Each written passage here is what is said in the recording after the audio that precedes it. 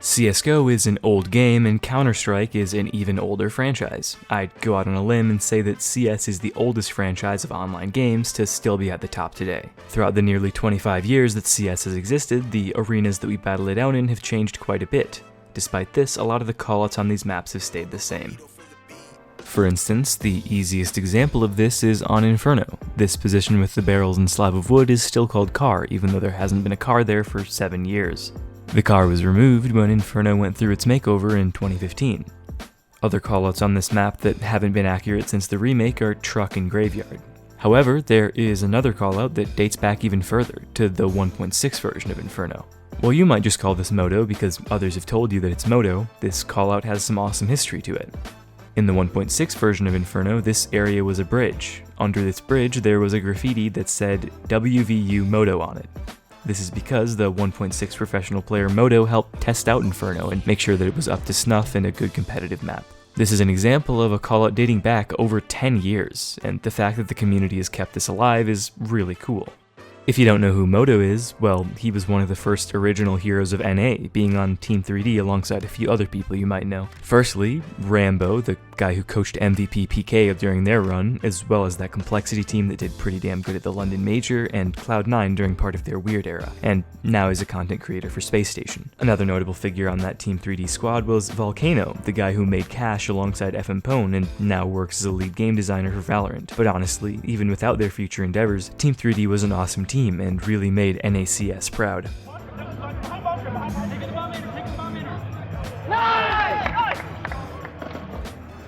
Another ex-player for Team 3D was Dominator, who later went on to play for the Dallas Venom in Source alongside a player named Mustang. Mustang is the reason that this spot on Nuke is called Mustang. Nuke doesn't play host to any other super old callouts, but calling the main entrance to be from Outer Secret doesn't really make much sense anymore, as it's not a secret entrance of any kind. To make sense of this, in 1.6 and Source, Secret was located here rather than out in the open, so new players often had no idea that it even existed. During the transition to CSGO, Secret was moved to where it is now, due to a very well-made altered version of Nuke created by a community member. Who made this altered version of Nuke? Well, Volcano did. It all connects. Alright, ladies and gentlemen, it's time for that segment that comes along every time I do an Obsolete Callouts in CSGO video, callouts that I think may become obsolete in the near future. I think that once that fated Mirage remake finally comes along, at least a few callouts on this map will no longer make sense. The key ones that I would hedge my bets on are Van, Bench, Chair, or Palm. I think there's a good chance that Valve will just replace these props with other things more in line with the new look of the map. I could also see Valve keeping these things there specifically because that's what they're called. Anyways, that concludes today's episode of callouts that I think are going to become obsolete soon. Now, back to your regularly scheduled programming.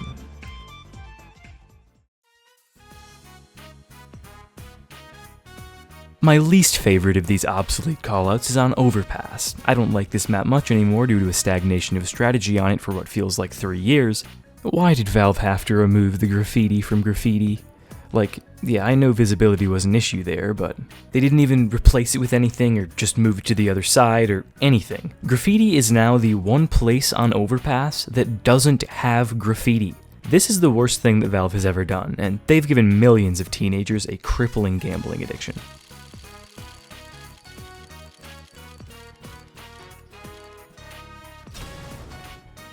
Dust 2 holds one of the two callouts within CSGO to go from being in the game to being obsolete, then all the way back around to making a return.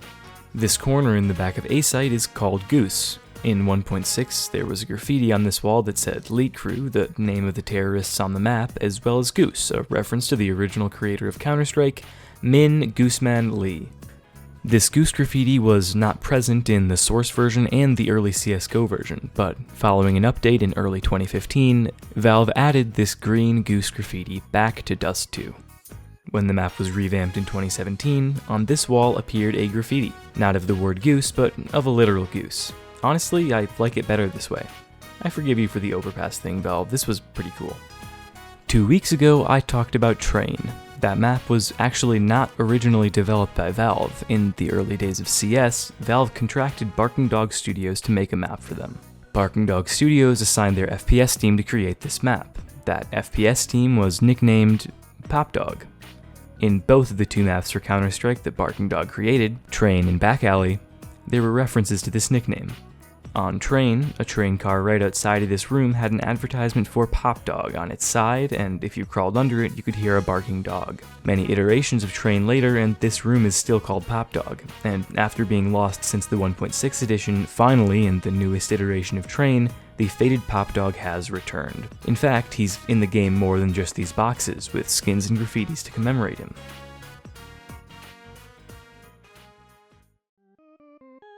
Callouts are a weird thing in CS. We play on these maps so often that the primary purpose of a callout is to just hear a word and immediately associate it with the location without even having to think about it. These words don't even really have to relate to where they refer to as long as they're quick and everyone understands them. Just how ridiculous these callouts can get is made apparent when introducing a newcomer to the game and having to teach them where everything is. Although it is necessary, if callouts were always accurate, many of them would be overly long and very repetitive. Like on Train, every callout would be Train. Although, now that I think of it, I guess that is how callouts work for some people.